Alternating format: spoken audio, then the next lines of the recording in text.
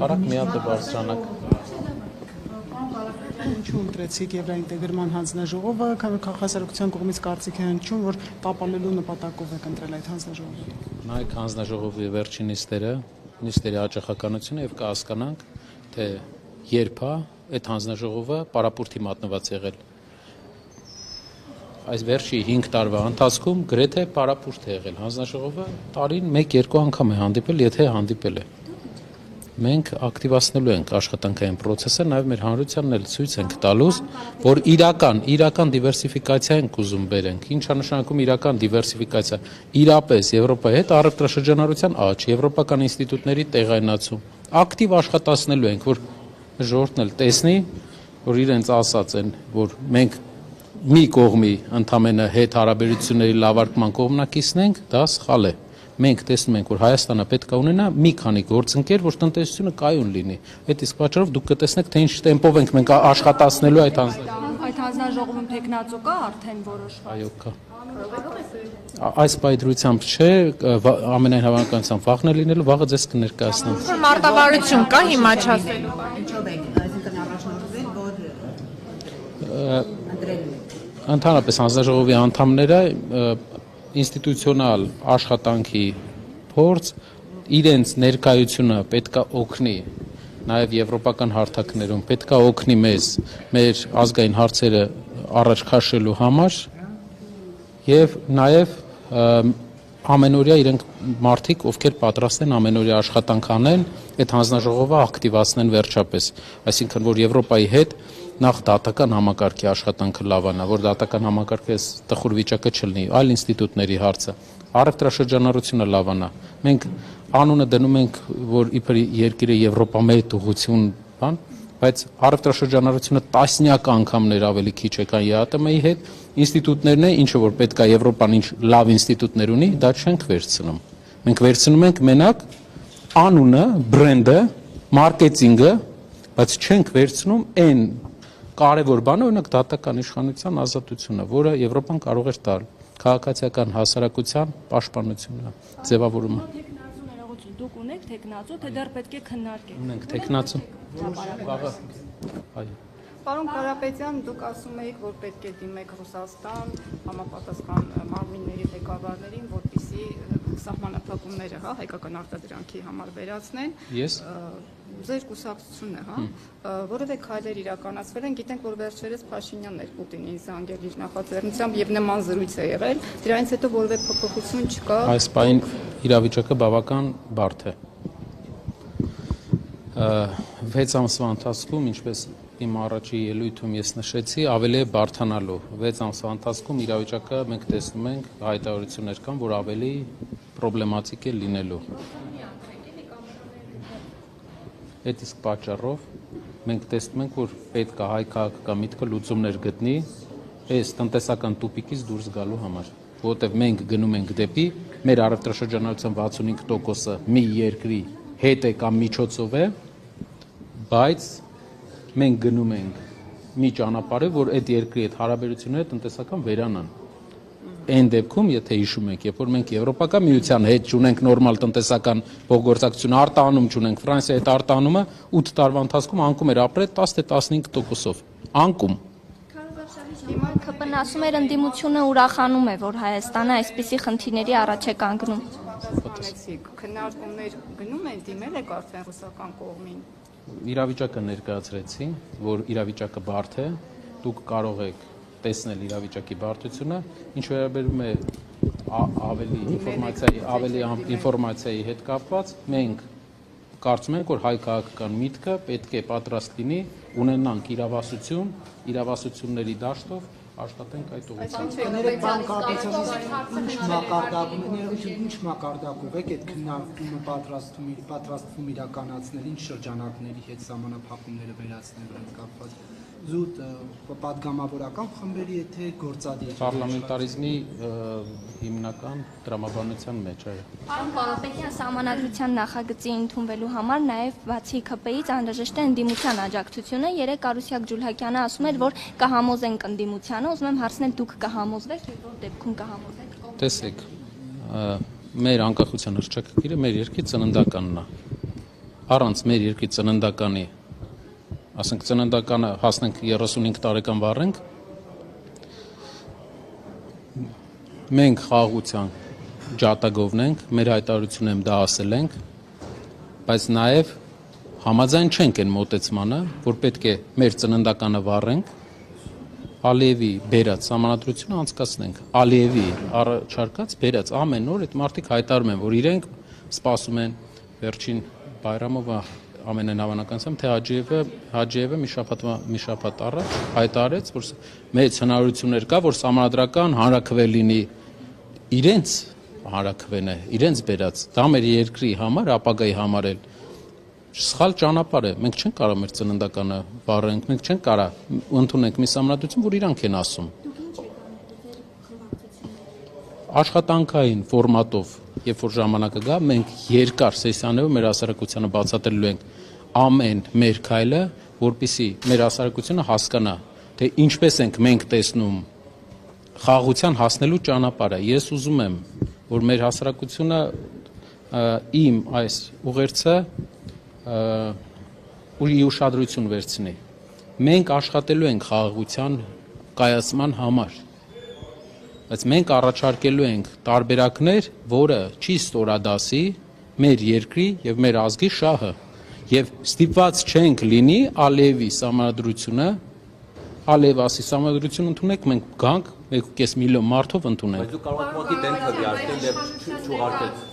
Հակադարձում էին նշելով, որ ասում եք Ալիևյան սահմանադրություն, բայց սահմանադրության փոփոխության վերաբերյալ շատ ավելի վաղ են խոսել, քան այս պատերազմից Այ դա ավելի մտահոգիչ էր։ Դա ավելի մտահոգիչ է։ Ինչով է։ Որովհետև դրա արդիականացումը, դրա արդիականությունը քաղաքական եղավ պատերազմից հետո։ Պատերազմից առաջ այդ մասին խոսելը մտահոգություններ առաջ։ Այ տեղեկություններ կան, որ ԿՊ-ն մտադիր է այդ սահմանադրական հանրաքվեն անցկացնելու եւ ձեզ պարտադրելու, այսպես ասած, համոզելու համար իր աջակիցներին հավաքել ազգային ժողովի դռների մոտ, ինչպես դա արեցին եկեղեցու դեպքում, երբ որ արշավանքներ այսպես իրականացրեցին շրջիկ խմբերով եւ ցույց տան, որ ասեն, հասարակությունը, ժողովուրդը ուզում է, այս մենք ստիպված ենք լսել ժողովրդի ձայնին,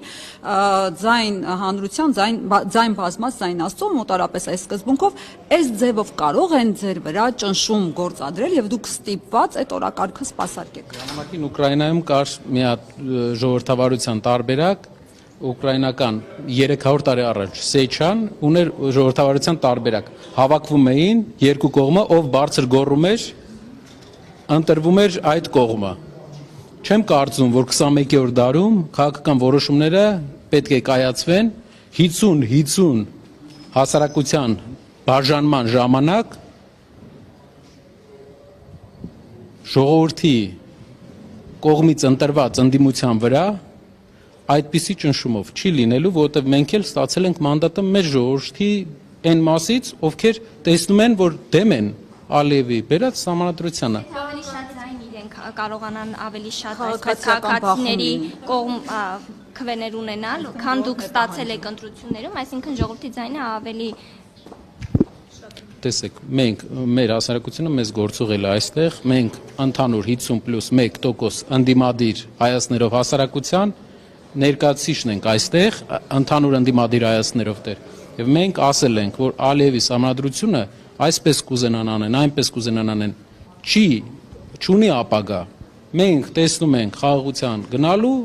տարբերակներ, որը երկարաժամկետ տեսնում ենք կհասնենք դրան, բայց իր ասածով մի հատ մատը բարձրացնեն, մենք համանդրություն փոխենք, այդպես անընդունել է։ հետապնդումներ, քրեական գործեր լինեն, այս դեպքում դուք վստահ եք ձեր Քրեական գործերը հիմա էլ կա։ Պարոն Կարապետյան, քաղաքացիական պայմանագիր Պարոն Կարապետյան, դուք բացառում եք, որ ձեր թիմից կլինեն պատգամավորներ, որոնք կանցնեն ՔՊ-ի կողմ եւ կողմ կքվեարկեն։ Հաստատում եք, որ ուժեղ Հայաստանը կուր է եւ հնարավոր չի լինի Պարոն Կիրակոսյան, այնքան ճնշում, որ մեր թիմակիցներն են անցել, կարծում եմ շատ քիչ ընդդիմադիրներ են անցել վերջի 8 տարվա ընթացքում։ Շատ քիչ ընդդիմադիր ուժեր։ Մենք մինչև գալ այստեղ բոլորի հետ պայմանավորվել ենք։ Եթե մարդ մտավախություն ունի իր անվտանգության կամ իր ազատության համար, սա այդ տեղը չէ։ Այստեղ մարդիկ գալիս են հասկանալով, որ կարող են ենթարկվել քաղաքական ռեպրեսիաների, բայց մենք պատրաստ ենք դրան, կրում ենք դրա պատասխանատվությունը պարոն Կիրակոսյան։ Պայմանավորվածություն է եղել պարոն Կարապետյան, թե գրավորել են իրենց համաձայնությունը։ Կարիք չի եղել։ Պարոն Կարապետյան, քաղաքացիական պայմանագիր խմբակցության պատգամավորներից մեկը այսօր հերթական անգամ այն արտահայտությունը արեց, որ մշտապես կրկնում են 2021 թվականին իշխանությունը գետնին ընկած էր, ոչ մեկ չվերցրեց եւ խնդրում եմ օրինակ ասեք ինչու 2021-ին հավակնություններ չունեցաք գալ իշխանության ներողություն եւ վերցնել, որովհետեւ ավելի հեշտ չէր այդ ժամանակ, որովհետեւ այդ ժամանակ էլ էր իշխող ուժը խոսում կաթողիկոսին փոխելու մասին 2018 թվականից սկսած նոր Հայաստան, նոր Հայրապետ կարգախոսով շարժում կար, ինչու 2021-ին չհավաքնեցիք ավելի հեշտ տարբերակով իշխանության գալ։ Շատ լավ։ Մեր նպատակը ամենասկզբից իշխանության արշավանքը եկեղեցու դեմ կանգնացնելն էր, եթե հիշում եք։ Այդ իսկ պատճառով մենք process-ի մեջ մտել ենք դրա համար։ Ուղղակի մեր իշխանական գործընկերներին մի հատ հարց կարելի է տալ։ Հիմա մենք նոր ենք մտել քաղաքականություն, թե կայինք քաղաքականության մեջ, որովհետև իրենցից կեսը գալիս ասում են դուք կայիք քաղաքականության մեջ, մեծ մասը գալիս ասում են նոր եք մտել քաղաքականության մեջ։ Մի հատ պայմանավորվեք, մենք էլ իմանանք, որովհետև մեր խմբակցության մեծ մասին նայում ենք, ոչ մի քաղաքական պաշտոն չի ունեցել։ Բոլորը այլ ոլորտներից են եկել։ Բոլորը նոր մարդիկ են։ Անգամ ազգային ժողով գալուց մեծ մասը առաջի անգամ են ազգային ժողով, այսինքն հանրության կողմից գործուղված մարդիկ են, պրոֆեսիոնալ քաղաքական գործիչներ չենք, բայց մենք կարծում ենք, որ հենց այդպիսի մարդիկ են բերում որակական փոփոխություն ազգային ժողովում։ Պարոն Կարապետյան, եթե կարելի է, Ադրբեջանի նախագահը Տրիփից է խոսել, հայտարարել է, որ գուցե խոսել է այդ մասին, չգիտեմ, հայտարարել է, որ իրենց մասնագետները Հայաստանի այդ տարածքում, այդ 42 կիլոմետրանոց հատվածում ինչ որ ուսումնասիրություններ են իրականացրել, նաև որպեսզի պատկերացում ունենան, թե որ հատվածներում լինեն այդ էլեկտրաէներգիայի եթությունները եւ այլն։ Ես ուզում եմ դեռ շատ հստակ չէ, նախ տեղեկություններ չկար ըստ էության, որ այդպիսի գործողություն է եղել, այսինքն այդտեղ ուսումնասիրություն են արել ադրբեջանցիները եւ այլն։ Ես կուզեի դուք ասեիք, այս բան հստակ չի, տարանցում է լինելու, թե ինչ որ նաեւ մենք Ադրբեջանից ստանալու ենք էլեկտրաէներգիա, դուք այստեղ ինչ որ ռիսկեր, վտանգներ տեսնում եք ընդհանուր առմամբ այս process-ի հետ կապված գնահատականներ։ Իրենց այցելության մասին մեր ուժը տեղյակ է եղել,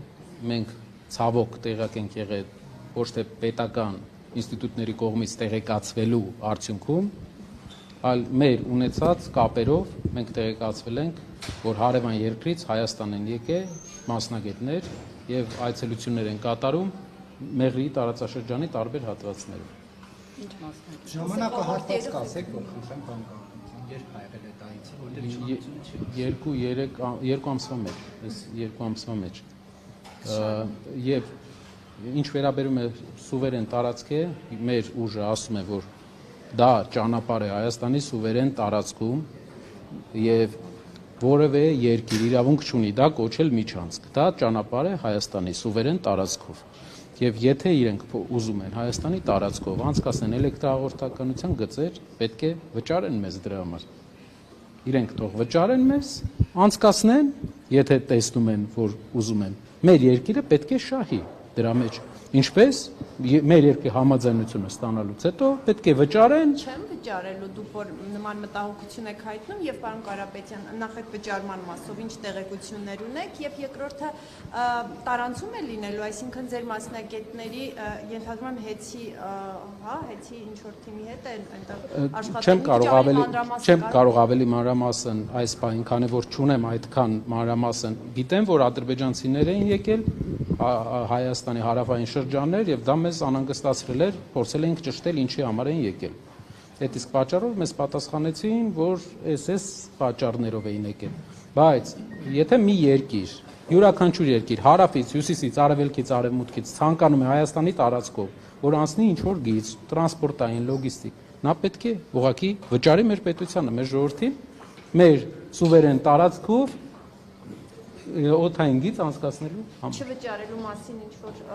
տեղեկություններ ունեք։ Ես ուղղակի շեշտում եմ, որ պետք է վճարվի։ Տարանցում է լինելու թե տեղեկություն չունեք այդ մասին, պարոն Կարապետյան։ Ես տեղյակ եմ միայն Ադրբեջանի նախագահի հայտարարությունից ելնելով, որ իրենք առաջարկում են, որ տարանցում լինի Հայաստանով եւ սպասում են Հայաստանի ղեկավարության։ Եթե վճարը լինում է, դուք այդտեղ ինչ-որ ռիսկեր ուրիշ չեք տեսնում։ Սուվերենության հետ կապված եթե խնդիր չի լինում եւ արդարացի վճար է ստանում Հայաստանի պետությունը, կարելի է քննարկել։ Պարոն Կարապետյան, բայց իրականում Ալիևը այնպես համատեքստում է խոսել, որ Կուզեի ասել էլեկտրական գծերի մասին է խոսքը։ Էլեկտրասյուներ կառուցելու մասին էր խոսում եւ այս համատեքստում է եղել, որ եթե Հայաստանը ատոմակայանը փակի եւ չօգտվի ադրբեջանական այդ երևի էլեկտրաէներգիայից, ապա էներգետիկ ճգնաժամի առաջ կհայտնվի։ Ատոմակայանի պատմությունը մի քիչ այլ պատմություն է, կան առաջարկներ, որով մենք հնարավորություն ունենք չփակել ատոմակայանը, կառուցել նոր ատոմակայան, որով երկիրը կունենա էժան հոսանք։ Մենք 2-3 լավ տարբերակներ ունենք։ Այդ իսկ պատճառով կարծում եմ հարևան երկրները անհանգստանալու բան չունեն։ Մեր երկիրը հաստատ ունի հնարավորություն նոր ատոմակայան կառուցելու, ունի այն պայմանները, այսինքն գործընկերն է տալիս են այն պայմանները, մեկից ավել գործընկեր, որով հնարավոր է նոր ատոմակայան։ Բացի տարանցում է, իսկ ինչպես է վերաբերում, եթե Հայաստանը էլեկտրաէներգիա օրինակ ստանա Ադրբեջանից, Չեմ կարող այս պահին պատասխանել, չեմ կարող այս պահին պատասխանել այդ հարցին։ Ցերեկային ժամերին Հայաստանը ունի ավելցուկ արևային էներգետիկայի գծով Հայաստանը ամենազարգացած երկրներից է, ընդհանրապես էներգետիկայի մեջ ներդրումներով Հայաստանը ամենալավ երկրներից է։ Եվ կարծում եմ դուք գիտեք, որ ընկերության հաշվին է էներգետիկայի մեջ ներդրումները այսքան բարձր եղել եւ ինչու է էներգետիկա մրցակցային ամենալավ ոլորտը Հայաստանի, որտեղ ուժեղ ընկերություն է եղել, որը այդ ակտիվությունը, մեր ընկերությունը Տաշիր ընկերությունների խումբը, որտեղ ես մինչև այստեղ տեղափոխվել աշխատել եմ։ Ինչ վերաբերվում է էներգետիկ առումով Հայաստանը դառնալու է էներգիա արտահանող երկիր։ Մենք պատրաստ ենք էներգիա արտահանել ցերեկային ժամերին եւ դա իսկ արևային, էներգիա։ Այո, արևային։ Պարոն Կարապետյան, ես դες ճիշտ հասկացա, այդ մասով Հայաստանին համարում եք ինքնաբավ, այսինքն այդ հնարավորությունները կա, մյուս մասով միայն գիշերային ժամերի խնդիրն է, որի լուծումը ես մի անգամ մեկ ամիս առաջ առաջարկել եմ։ Իսկ եթե տարանցում է, դուք ասում եք, որ Հայաստանը կարող է շահավ այդ պայմաններով էլեկտրաէներգիա։ Այս պայն էներգետիկ հզորությունների սպეციფიკան, օրինակ, ցերեկային գիշերային ժամերին մեր ջերմաէլեկտրակայանները չեն կարողանում արագ մտնեն, իրենց պետք է մի քանի ժամ, որ մտնեն ցանց։ Այդ իսկ պատճառով չենք կարողանում այնպես անել, որ օրինակ ժամը 6-ին հենց միանա ջերմաէլեկտրակայանը։ Եվ դրա համար մենք ստեղծում ենք այս պահին մի process, որը մինչև իմ ազգային ժողով գալը ես զբաղվում էի դրանով։ Ինչ էր դա։ Գիշերային ժամերին հատուկ ջերմակայան, որ կմիանա գիշերային ժամերին։ Ցերեկը արևայինով մենք կարտանենք հոսանքը, գիշերային ժամերին կմիանա ջերմաէլեկտրակայանը, որը կբերի պարսկական արդեն գազը։ Հարց էր, պարոն Կարապետյան, դուք ժամանակային սահմանափակում ունենք։ Վերջին հարցը, տարանցման մասով էլ ասացիք, եթե սուվերենության եւ վճարների հետ կապված խնդիր չկա, այլ խնդիր չեք տեսնում, բայց կարող ենք քննարկել։ Կարող ենք քննարկել, եթե մեր երկրի սուվերենության հարցն է, մեր գծերն են, իրենք եթե վճարում են մեր երկրին, մեր գծերի համար, կարող ենք քննարկել։ Սուվերենության հետ կապված, տեսեք, այդ համաձայնագիրը, որ ստորագրվել է, ամեն դեպքում հրապարակված է փաստաթուղթը եւ սուվերենության հետ կապված ես դա ճանապարհ է, դա միջանցք չէ, դա ճանապարհ է եւ կարծում եմ, որ մեր խոսույթներում դա պետք է անվանվի ճանապարհ։ Դուք չեք համարում, որ իշխանությունը ամեն դեպքում Ադրբեջանին միջանցք է տվել, ինչպես պնդում է ձեր ընդդիմադիր մյուս գործընկեր։ Դա տարբերություն է մեր երկու ֆրակցիաների միջև, մենք համարում ենք, որ դա ճանապարհ է եւ մենք համարում ենք, որ երբեք ոչ մի երկիր Հայաստանի տարածքում միջանցք չունի եւ չի ունենալու։ Շնորհակալություն։